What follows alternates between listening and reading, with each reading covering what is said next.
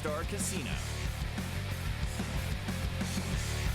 And welcome to another edition of the End Zone along with TJ Eckert. I am Colby Daniels, and joining us this week is the man of steel. He is Mike STEELY. As we put a bow on this college football season, we still have the Final Four, right? The college football playoff to go, but we've got a lot of off-season news still to digest as far as roster management, coaching carousel, all that good stuff. But Mike STEELY, good to see you, my friend. Man, it's good to be in with you guys. I feel comfortable here. Now, I'm old. I might fall asleep. You know, how long's this segment? This is late for you, right? It is. It is. I'm just glad you were here. Well, thank you, TJ. Thank you. I appreciate that. That's absolutely right. What is the roller coaster of this season been like for you? I mean, you've been through a ton of OU football seasons. This was a pretty wild one. The text line's a lot of fun right now. I mean, there's a lot of real good energy on the text line. Kennesaw State again, another transfer from Kennesaw State. It's they were pretty good this year, weren't they? 2-10, right? That's right. I believe. That's right. Not Because good. that's the first Not good thing. at all. I think those people that when they saw the Kennesaw State, guys, well, one's a punter, one's a kicker, one's a tight end. Okay. That's right. But they're like, well, surely they won the Natty at that level, right? And they look 2-10. No, Oh my not at all. gosh, what? So Listen, as you know, OU fans tend to be overreactors and doomsday. really, yes, I know. Yes. This year it feels like it's just on another level. Some of it's warranted, though, right? know, I mean, sure. some of it. Sure. Oh yeah. I mean, there's not a whole lot to be positive about, right? I mean, the defense. Brent has fixed the defense. Next year, they should be really good defensively again. We'll see what happens with R. Mason Thomas, getting Dominic Williams back, getting RSJ back. That's good. Yeah. They probably need Lewis Carter leaving, maybe a little more depth at linebacker that can address that through the portal. But the offense was, I mean, that was Three Stooges stuff. A lot of times they say, I was like, oh my gosh, this is horrible. This is John Blake, Joe Dickinson level stuff that we haven't seen, 25 years. And hopefully they can fix that. Well, I don't know what the Kennesaw State defensive coordinator is doing these days, but maybe that's the direction they'll look. But speaking of the offense, I mean, you mentioned it's a clown show. They bring in Ben Arbuckle, you bring in John Mateer. That's going to be a big part of fixing the problem. But if you don't fix the offensive line, which was the big question mark this time a year ago, You're right. I mean, I don't know how much of that actually changes to a significant degree. You've got to fix that offensive line, man. Yeah. You talk about, they went from, you think about some of the lines that Bill Bedenbaugh's had. They went from Arnold Schwarzenegger to Pee Wee Herman, basically. I mean, you've got to get better. You've got to get tougher. You've got to be able to run the football. I think it also, maybe Jackson Arnold is just not a 5-star, right? Maybe he's just not what we thought. But he got shell-shocked early in the season. And look, he played really bad, too, in some of those games. But you've got to fix the offensive line. How much pressure is on John Mateer and Ben Arbuckle? Basically, it's like, hey, guys, you want a job here? You want to help me save my job? That's pretty much what we're looking at, right? I mean, there's some pressure there. But you're right. Mateer could be great, and Arbuckle can call some great plays. But if you can't block anybody or protect anybody, it doesn't matter. You still like the direction defensively, even without Zach Alley in the picture. I know it wasn't necessarily his defense, but it's another face in that coaching room that you're going to have to change. Yeah, it's crazy. I mean, it's like coordinator central every year, right? Here comes a new guy, and we'll see, how it's going to work out. We all know it's Brent's defense, but I did like that Zach Alley could make the calls. Seems like he took something off Brent's plate. That's right. That's right. And what does Brent have an issue with? In-game stuff. Sure. Timeout, some of that stuff where it looks like they're clueless at times. And if he's thinking about making the defensive calls all the time, and is that going to be good for what happens in the game? Right. I don't know. There's a lot of panic over that move, right? Because you lose your DC to West Virginia. We're Oklahoma. We don't lose a guy to West Virginia in the same role. I don't know that you need to hit the panic button because, like you said, it's Brent Venables' defense. I don't think the defense next year necessarily takes a hit, whether they bring someone in or not. Yeah. But Brent Venables' ability to focus on the team as a whole as opposed to being the defensive coordinator is the part that would suffer the most.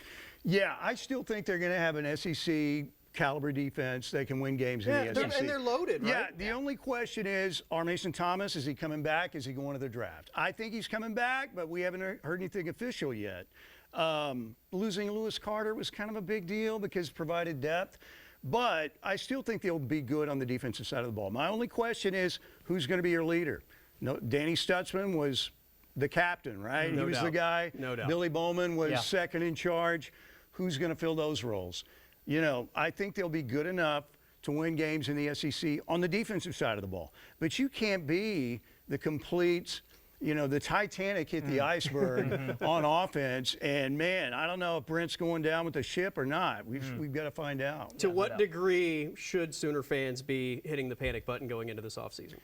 Man, I don't know if the doomsday clock's at midnight, but it's about 9 or 10 o'clock right now.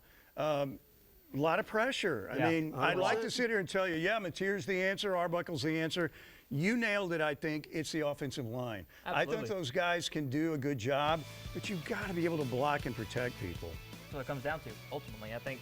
Because you can, like you said, you can call any play you want. You can have a Heisman Trophy caliber guy at quarterback, but you can't block anybody. Yeah. You don't have any time.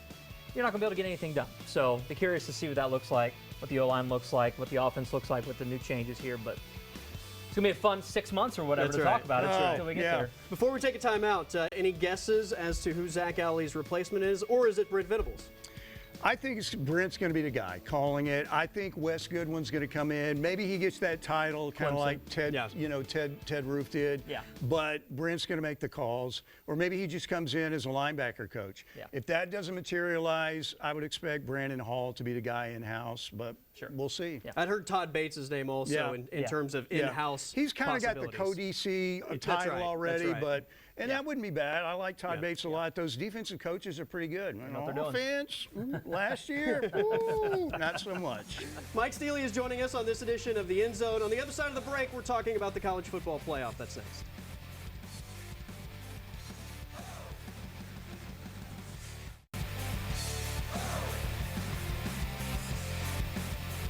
And then there were four. We have a Final Four in this first edition of the 12-team playoff. And before we jump into this, obviously, you can't talk about the college football playoff and not address at least what happened in New Orleans. So our thoughts and Horrible deal. prayers Yeah. with that entire situation on New Year's Day and having to change the game to Right. Thursday. But we do have a Final Four: Ohio State, Texas, Notre Dame, and Penn State. I mean, you talk about four of the top, 10 to 12 brands in the history of college football that are left standing as we get ready for the Cotton Bowl and the Orange Bowl next week.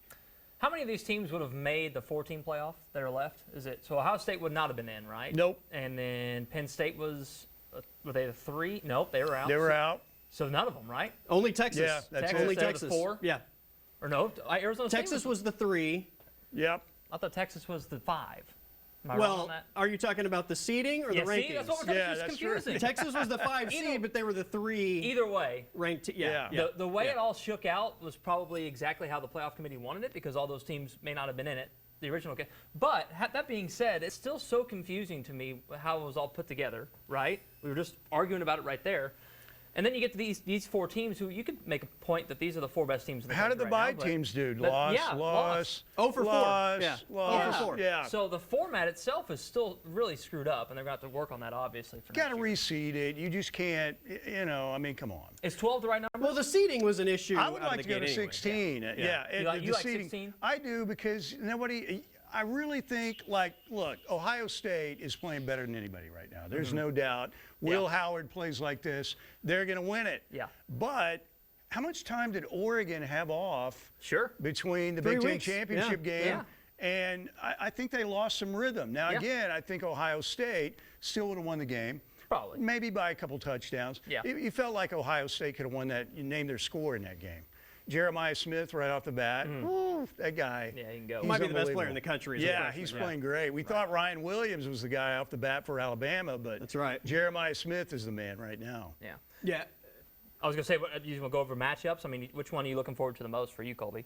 I think Ohio State, as Steely said, has got to be the team to beat. They're playing the best football. And if Will Howard continues to play like Joe Montana, nobody's going to stop them, right? I mean, he was kind of average up and down throughout the season, and they got beat a couple times. But if he's going to play as well as he's played the last 2 games, nobody is stopping them. I do think the Texas defense, though, presents a really interesting matchup for that Ohio State offense. And then I think Notre Dame Penn State is just a, similar to Notre Dame, Georgia, Yeah. right? Just an old school 16 defense, down, run the drag football out, type yeah. of matchup. No yeah, doubt. I was a loud critic of Will Howard all season long, by the way. So shout out to him. Join the He's playing- club, he's yeah. playing We great. all thought, man, Ohio State's roster is the best in college football. They spent $20 million, right? Yeah. In the NIL. We thought, but they brought Will Howard. I mean, we watched him Of at all Kansas people, State Will for Howard, years yeah. play up and down football, and he did it for most of the season. Yes. And for whatever reason, I mean, he did what flipped. Trevor Knight did against Alabama, right? Yeah. He gets into Yeah. this postseason and has just caught fire. But it's interesting that Ohio State fans wanted Ryan Day fired after the No doubt. Michigan game, and now here they are getting maced on their own field and preventing a flag planting, and they are the team to beat the rest of the way. And I think Texas is also This really really interesting angers because me, though. This can't happen. If- Yeah, come on. Ohio State, come on. Quinn Ewers to me is the only thing that maybe prevents me from saying I do think Texas is the best As team. much as he was average in that game against Arizona State, when the game was on the line, Made the throws. came through, Yeah. checked out, got the winning touchdown. It was 4th and 13. 4th and 13. This close. Targeting or not, right? It was like Arizona Lincoln State Riley. was He 4th was and this 13 away close. from winning the close. game anyway. Kenny Dillingham was on social media advocating for the call on 4th down, by the way, saying we liked what we drew up. He didn't want to put any of the Yeah. blame on the players. It was all on him, so he did a good job handling that. But, rough. Got to convert 4th 13. That's right. That's right. Scattaboo, though, what a player, man. What a stud. What a player. Yeah. That dude. Hate to see his career Yeah. come to an end. Yeah. But big things at the next level. All right, Mike Steely joins us. It's Moving the Chains next here on the End Zone.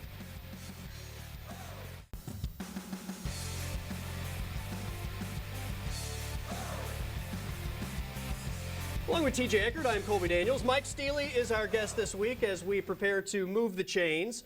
For those that may be new to the program, it's a very simple concept. 1st and 10, we'll fire a question at you. You answer it. We will grade that with positive or negative yardage, and you have to pick up the first down. You have to move the chains. Now, no, pressure. That is pressure. Yeah. It is. No Good big luck. deal. I'm going to the pump formation. Nobody has ever missed getting the first down. right. So, Oh, good, So no good. pressure. No Yeah, pressure at okay. all. You see that old guy on Fox miss the first down for the first time? Tripped over his own feet. It was a catastrophe. All right, 1st and 10. I'm going to give you a big opportunity out of the gate. What is the most wild interview in all your time in media that you've ever been a part of? The most wild interview would have been when Barry Switzer was welcoming back Marcus Dupree, who left during the summer. The Sports Illustrated story, can Marcus Dupree coexist with his coach? And we were all wondering if Dupree was going to come back. He finally came back, and we all got there to interview him, and then Switzer drops in and says, "Hey, Marcus, how are you?" And puts his arm around him.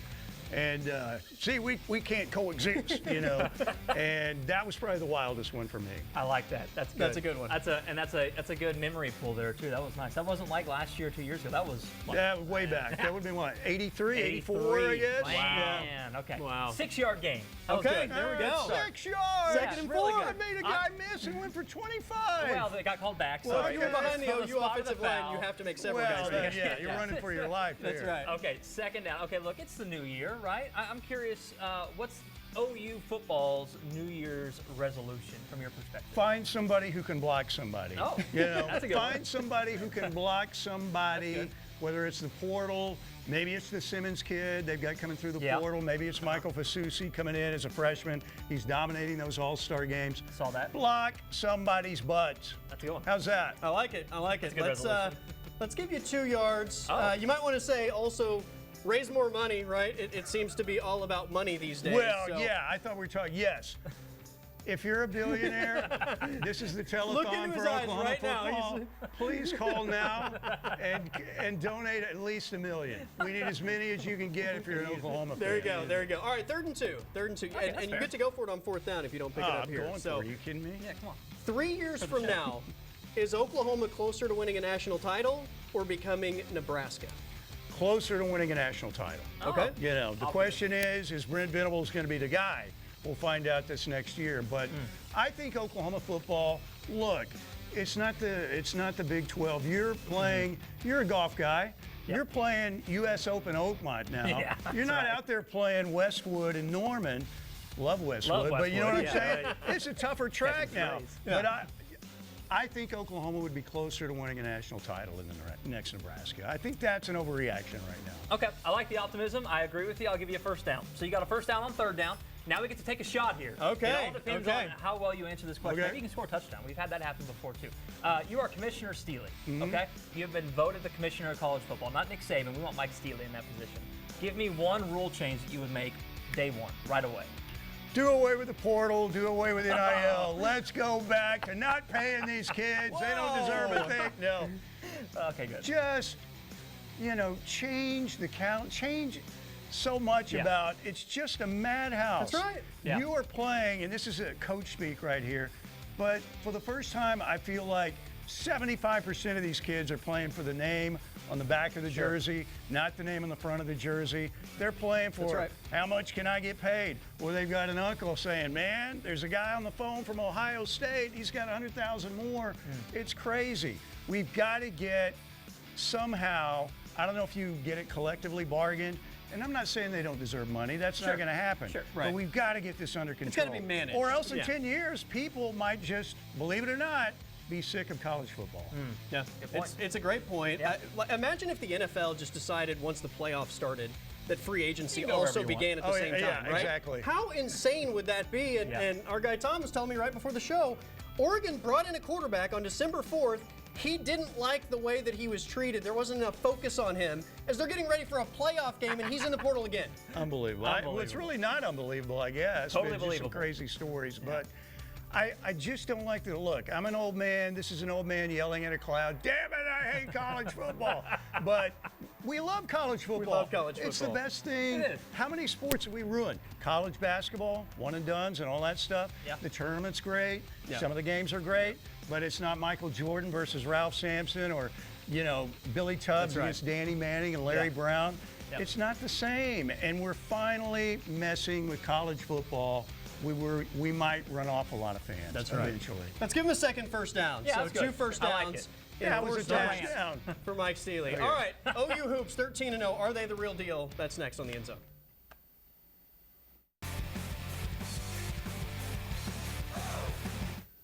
All right, wrapping up this edition of the End Zone as Mike Steely joins us. We got to talk a little OU basketball, right? It is transitioning into that season. 13-0 start, first time since the 1987-88 season that Oklahoma has started 13-0, which I don't know if you guys are aware. Things that happened in 1988, Barry Sanders had his Heisman Trophy season. Oh my gosh, I'm so glad he kept the record, by the way. 2850, by the way, is the record. 2850, not that 2600. 2850. Yeah. Jerry Jones did not own the Cowboys yet in 1988. The movies Coming to America and Die Hard were released. Faith by George Michael was the #1 song in the country. And we were still 7 years away from Oklahoma offensive coordinator Ben Arbuckle being born. They wouldn't even have thought yet. That's how long it's been since OU started 13-0. But this team is a lot of fun to watch, and they've got a big matchup this weekend against Alabama to open up SEC play. Yeah, Jeremiah Fears, the real deal. NBA Draft Not. Bleacher Report had him going 4th. NBA Draft Not Net had him 11th. Alabama's got another 5-star freshman, LeBaron Philem. He's also projected to go, if not right at the end of the lottery, maybe a little bit higher. So you've got a good point guard matchup in the Alabama game. But here's the deal, too. Oklahoma, Florida, and who's the other one? Tennessee, #1 team in the country. Yes. Plus, you have 9 teams in the top 25. We left the Big 12. It was the best conference in college basketball. And you go back right into another gauntlet in SEC basketball. SEC is a basketball conference now, right? That's right. You know what? Porter's done a really good job. He has. And it's amazing when you get a difference maker. You know what they do? They can make a difference. That Michigan game. So, again, I think they go 8-10, maybe even if they go 7-11. Convenience store. Conference record that they, 8-10, I think definitely gets them in. You would be at 21, right? Yeah. In a very tough conference. Yeah. So, and I'm happy for Porter Moser because I think he's a good coach. Yeah. And they've been left at the altar a couple times. 5 guys, I think, so far this season have scored 20 or more. Yeah. So there's a little bit of balance with this team that maybe we haven't seen in years past. But if you need a guy to go get a bucket, you got Jeremiah Fears, who's arguably one of the most dynamic, if not the most dynamic player right now in the country that maybe not the entire national media is even talking about at this point. We are, obviously, but people are about to find out, I think, here once SEC play begins. So. Well, that's kind of the fun part about this team, right? Is you don't know who necessarily it's going to be on any given night, and the way they share the basketball and the way that multiple guys have shown that they're capable of being that guy. That's to me what part of the intrigue with their game has been. Yeah, they're a lot of fun to watch. Jaden Jones still hasn't played yet. He was supposed to be a starting guard for them, so that'll be fun when he gets back. Steelman, good to have you, and we'll do it again soon. Steely. Yeah. For TJ Eckert, I'm Colby Daniels. This has been another edition of The End Zone, and we'll be back next week.